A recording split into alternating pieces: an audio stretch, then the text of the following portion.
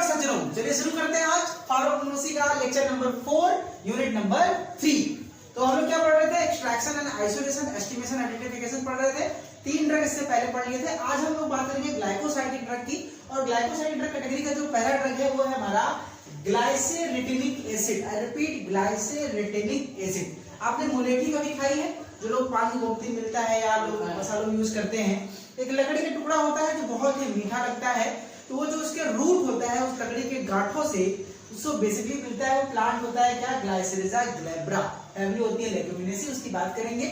तो उस मुलेठी के पाउडर से जो कंपाउंड मिलता है वो होता है ग्लाइसेरिजिनिक एसिड। आई रिपीट, मुलेठी की पाउडर से मिलता है ग्लाइसेरिजिनिक एसिड। और उस ग्लाइसेरिजिनिक एसिड से हम क्या निकालते हैं? ग्लाइसेरेटिनिक एसिड। ठीक है, जो कि एक ड्रग है जो एक्सपेक्टोरेंट की तरह काम आता है, फ्लेवरिंग एजेंट की तरह काम आता है, पेप्टिक अल्सर में काम आता है। तो ये दवा कैसे निकालेंगे अगर आप कभी इंडस्ट्री में काम करेंगे? तो चलिए आज उसको सीखते हैं। तो सबसे पहले हमारा क्वेश्चन अगर ब्लॉग में पूछेगा, write down the extraction, isolation and estimation of the glycyrrhetinic acid. या शॉर्ट में पूछेगा एक्सट्रैक्शन आइसोलेशन अलग, आइडेंटिफिकेशन अलग और एस्टिमेशन अलग। तो पहले बात करेंगे, स्टार्ट करेंगे, पहले जानेंगे ग्लाइसेरेटिनिक एसिड क्या होता है। देखिए आपको दिख रहा है कि यहाँ पे साइक्लिक, ये जो आपको 4 रिंग दिख रही है, ये एक स्ट्राइडल रिंग है। और क्या होता है? ग्लाइकोसाइड का ये एक ग्लाइकॉन पार्ट है जो स्ट्राइडल रिंग होता है। और इसमें 5 साइकिल है, तो इसलिए इसको ये पेंटासाइक्लिक ट्राइटरपेनॉइड ए ग्लाइकॉन मॉलिक्यूल होता है। तो होता है ग्लाइकोसाइड के 2 मॉलिक्यूल होते हैं, ग्लाइकॉन और ए ग्लाइकॉन। तो ये वाला जो पार्ट है वो कौन सा पार्ट है? ए ग्लाइकॉन। और इसमें खास बात क्या है कि ये ट्राइटरपेनॉइड है और पेंटासाइक्लिक है। तो पहला वर्ड आपको कुछ नहीं याद करना है, स्ट्रक्चर बनाना है और लिखना है कि the glycyrrhetinic acid is the pentacyclic triterpenoid aglycone part of the glycyrrhizic acid या ग्लाइसेरेटिक ग्लाइकोसाइड। यहां पर सबसे सिंपल सा ग्लाइकोसाइड। अब क्या बात करते हैं, ये क्या होता है, ये कहां से मिलता है? तो मैंने बताया कि जो आपकी मुलेठी होती है ग्लाइसेरिया ग्लैब्रा, उसके रूट के या उसके राइजोम के जो लकड़ियां होती वुड होती उसके बार्क से या उसकी लकड़ी से मिलता है। तो it is obtained from the root, dried peeled root of the plant glycyrrhizin glabra belonging to the family leguminosae. दूसरा पॉइंट आपने लिख लिया। बात करेंगे तीसरी, तो जो लेग्यूमिनेसी यानी इस ग्लाइसेरिन ग्लैब्रा का जो मेन कॉन्स्टिट्यूएंट होते हैं वो 2 होते हैं। एक होता है ग्लाइसेरिजिन और दूसरा होता है ग्लाइसेरिजिनिक एसिड। आई रिपीट अगेन, 2 होते हैं, ग्लाइसेरिजिन और ग्लाइसेरिजिनिक एसिड। तो जो ग्लाइसेरिजिन होते हैं वो सॉल्ट के फॉर्म में होते हैं, 2 सॉल्ट के फॉर्म में, पोटेशियम के सॉल्ट के फॉर्म में और कैल्शियम के सॉल्ट के फॉर्म में। और जो ग्लाइसेरिजिनिक एसिड होते हैं उसकी बात बाद में करेंगे। तो नेक्स्ट पॉइंट क्या लिख सकते हैं कि in the Glyceria glabra, the 2 main active constituents are glycyrrhizin and glycyrrhizinic acid. The glycyrrhizin is available in the 2 form of salt. It is available in the glycyrrhizin potassium salt and glycerin calcium salt. ठीक है? Next point क्या है कि जो ग्लाइसेरिजिनिक acid होता है दोस्तों, ये जब भी इसकी हाइड्रोलिसिस होगी, आपको पता है कि जब भी किसी ग्लाइकोसाइड की हाइड्रोलिसिस करते हैं तो ग्लाइकॉन पार्ट अलग होता है और ए ग्लाइकॉन पार्ट अलग होता है। ये आपने पढ़ा है ग्लाइकोसाइड में। तो जब इसका ग्लाइकोसाइड का यानी ग्लाइसेरिजिनिक एसिड का हाइड्रोलिसिस करेंगे तो हमें क्या मिलेगा? ग्लाइसेरेटिनिक एसिड, क्योंकि इसका ए ग्लाइकॉन पार्ट है। ग्लाइकॉन पार्ट तो शुगर हो गया। तो नेक्स्ट पॉइंट क्या लिख सकते हैं कि when the glyceridinic acid is undergoes the hydrolysis, then the glycosidic linkage is to break down and the both glycon and a glycon part are separated. And after the hydrolysis, the glycon part, a glycon part, glyceridinic acid is obtained. कैसे मिलता है? उससे मिलता है। ठीक है, अब ये इसका यूज भी बस ले सकते हैं। It is used as the flavoring agent.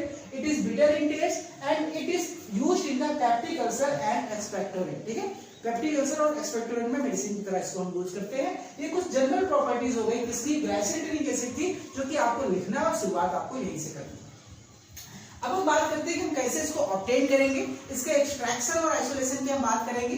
तो इसका एक्सट्रैक्शन और आइसोलेशन बहुत ही आसान है। सबसे पहले मुलेठी का आप लकड़ी लीजिए, उसका बार जड़ लीजिए, ड्राइड है, उसको कूटिए, ठीक है, उसको पीसिए। जैसे लोग आजकल जीरा गर्म करके तवा पीसते हैं, उसी तरह आप इसको भी पीस सकते हैं। और आप जब पीसेंगे तो इसका क्या मिलेगा आपको?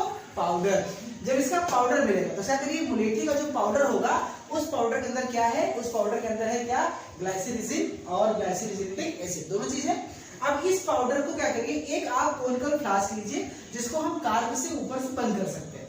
तो उस कोनिकल फ्लास्क में स्टेप बाय स्टेप समझ जाओ, बहुत आसान है। उस कोनिकल फ्लास्क में 20 ग्राम पाउडर लेंगे, ओके, 20 ग्राम पाउडर, 50 ml एसीटोन लेंगे और 2 ml हम लोग डाइल्यूट नाइट्रिक एसिड लेंगे। ठीक है, तो dilute nitric acid 2 ml, 50 ml acetone और 20 ग्राम पाउडर लेंगे, कार्ब को बंद करेंगे और इसको 2 घंटे तक लगातार शेकर में डाल के मिक्स करेंगे और मिक्स करने के बाद जब ये मिक्स हो जाएगा तो इसको फिल्टर करेंगे by the using filter paper या फिल्टर क्लॉथ यूज करके इसको मिक्स करेंगे।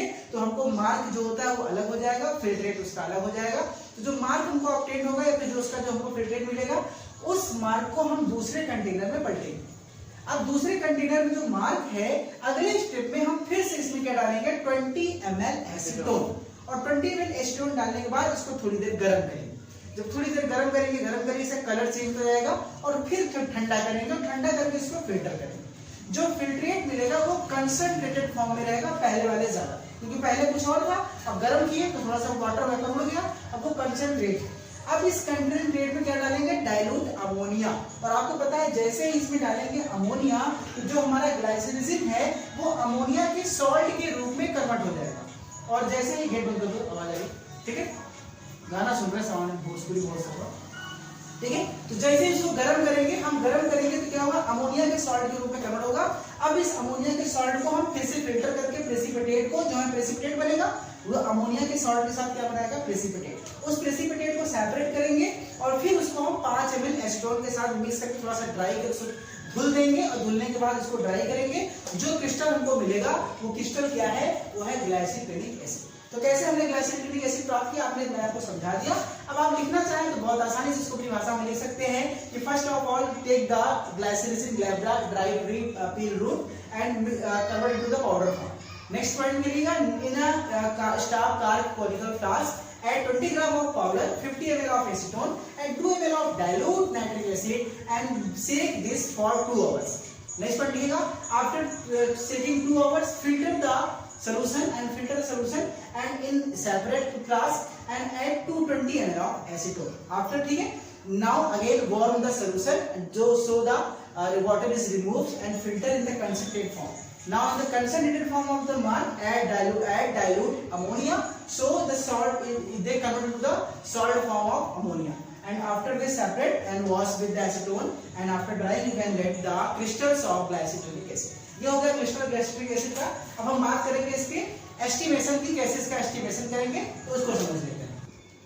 बात करेंगे एस्टिमेशन की, एस्टिमेशन ऑफ ग्लाइसिक एसिड। कोई पाउडर आपके पास है, आपको कोई अगर मुलेठी का पाउडर दे दे और आपसे पूछे कि बताइए कि इसमें कितना अमाउंट है ग्लाइसिन एसिड का, उसका एस्टिमेशन आप कैसे करेंगे। तो उसका एस्टिमेशन करने का तरीका बताता हूं, आसानी से देखते हैं, स्टेप बाय स्टेप समझते हैं, बारी बारी समझते हैं।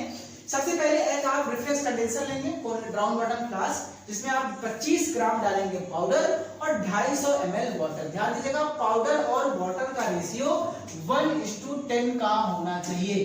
अगर 1 ग्राम पाउडर है तो कितना पानी लेंगे हम लोग 10 ml, ठीक है। 10 ग्राम पाउडर है तो 100 ml, 25 ग्राम पाउडर 250 ml, ये 1:10 का रेशियो रखेंगे और इसको रख के रिफ्रेश कंडेंसर ऐड करेंगे, इसको हीट करेंगे और 6 घंटे के लिए छोड़ देंगे। 6 घंटे के लिए छोड़ेंगे तो क्या होगा, इसमें से ब्लफ करेगा, उबलेगा, उबलते उबलते जो वाटर वेपर है वो बाहर निकलता जाएगा और 6 घंटे में ये पूरा का पूरा पाउडर पानी में कंसंट्रेट होकर नीचे की ओर क्या करेगा बैठेगा। 6 घंटे रिफ्रेश करेंगे। एक चीज हमको ध्यान देना है कि बीच बीच में हम ड्रॉप बाय ड्रॉप अमोनिया डालते जाएंगे और पीएच चेक करते जाएंगे। इसका पीएच 6.5 से 7 के बीच में मेंटेन होना चाहिए, पीएच ना घटे ना बढ़े वरना आपका पूरा का काम खराब हो जाएगा। तो पीएच चेक करते रहेंगे और drop by drop ammonia add करते रहेंगे। अब क्या होगा, हमको लास्ट में यहाँ पे एक्सट्रैक्ट मिलेगा गाढ़ा सा। अब उस एक्सट्रैक्ट में भी थोड़ा सा वाटर कंटेंट है, तो कैसे इसको रिमूव करेंगे, उस एक्सट्रैक्ट को क्या करेंगे, आपने कभी सेंट्रीफ्यूज मशीन देखा होगा, इस तरह सेंट्रीफ्यूज ट्यूब होती है, उस एक्सट्रैक्ट को इसके अंदर भरेंगे और भरने के बाद इसको मशीन को चालू कर देंगे और सेंट्रीफ्यूगेट करेंगे, खूब तेज तेज घूमेगा। जब सेंट्रीफ्यूगेट होगा तो जो सॉलिड पार्टिकल है वो नीचे बैठेगा और जो सुपरनेटेड लिक्विड होता है बचा हुआ पानी को कहां जाएगा ऊपर। तो जब हम इसको क्या करेंगे सेंट्रीफ्यूग करेंगे एक्सट्रैक्ट को तो क्या करेंगे उसको हीट करेंगे तो करीब 75% वो इवेपोरेट हो जाएगा। उसके बाद उसमें क्या करेंगे, हम इस सेंट्रीफ्यूग स्टेट को निकालेंगे, उसमें हम क्या करेंगे सल्फ्यूरिक एसिड ऐड करेंगे। क्या करेंगे, कंसंट्रेटेड सल्फ्यूरिक एसिड ऐड करेंगे और ऐड करने के बाद अगेन इसको क्या करेंगे, हम लोग सेंट्रीफ्यूग करेंगे। और जब सेंट्रीफ्यूग करेंगे तो इसका जो सॉलिड मटेरियल है वो नीचे की ओर बैठेगा और जो सुपरनेटेड लिक्विड है ऊपर की ओर रहेगा। हम क्या करेंगे, सुपरनेटेड लिक्विड को गिरा देंगे, डिस्कार्ड कर देंगे और इस मटेरियल को ले लेंगे। अब इस मटेरियल का करेंगे हम फिर से क्या करेंगे, इसको सेंट्रीफ्यूज करेंगे, लेकिन सेंट्रीफ्यूज करने से पहले इसका पीएच बैलेंस करेंगे। अब इसका पीएच हम कहां तक एडजस्ट करेंगे, 4 तक, और पीएच घटाना है, देखिए 6-7 से घटाना है 4 तक, तो सोडियम कार्बोनेट यूज करके ड्रॉप वाइज इसके पीएच को हम रिड्यूस करेंगे। जब पीएच 4 तक आ जाएगा तो फिर इसको सेंट्रीफ्यूज करेंगे, और फिर सेंट्रीफ्यूज करेंगे तो नीचे वाला जो है एग्जैक्ट उसको निकाल लेंगे और ऊपर का लिक्विड क्या है उसको फेंक देंगे। अब जो नीचे वाला हमारे पास कंपाउंड इकट्ठा हुआ, यानी सेंट्रीफ्यूज करने के बाद ये देखिए फ्रेंड, यहाँ पे नीचे क्या मिलेगा हमको, कुछ क्रिस्टल्स मिलेंगे, और ऊपर क्या मिलेगा, सुपरनेटेड लिक्विड। इस सुपरनेटेड लिक्विड को हम गिरा देंगे और इस क्रिस्टल को निकाल के वेट करेंगे, कितना करेंगे, ड्राई करके वेट करेंगे, और फिर कैलकुलेट करेंगे कि 25 ग्राम, मान लीजिए कि हमने कहा ये कितना निकला, ये निकला 2.5 ग्राम, कितना निकला, 2.5 ग्राम, तो हम कह सकते हैं कि 25 ग्राम में से 2.5 ग्राम क्या मिला, ग्लाइसिडिक एसिड, यानी कि इसका कितना कंसंट्रेशन है, कितना परसेंट हुआ, 10%, कितना है, 10%, यानी उसी के हिसाब से जितना भी वेट आएगा उस वेट को इनिशियल वेट के हिसाब से कैलकुलेट करके हम परसेंटेज निकाल सकते हैं। कैसे, initial final weight upon initial weight into 100, इसको करके हम क्या कर सकते हैं, कंसंट्रेशन, यानी मुलेठी का पाउडर लीजिए और उस मुलेठी के पाउडर में कितना निकला है ग्लाइसिडिक एसिड, ये आप खुद से कैलकुलेट कर सकते हैं। This is called estimation of glycidic acid. तो अगर आपको लिखना चाहे तो आप इसको अपने वर्ड से बना के लिख सकते हैं, बच्चों वाली चीजें आसानी से क्या कर सकते हैं कि take a round bottle flask, add 25 gram of glycidic acid powder and 250 ml of water, ठीक है। Now add the reflex condenser, heat the solution for 6 hours and reflex the material.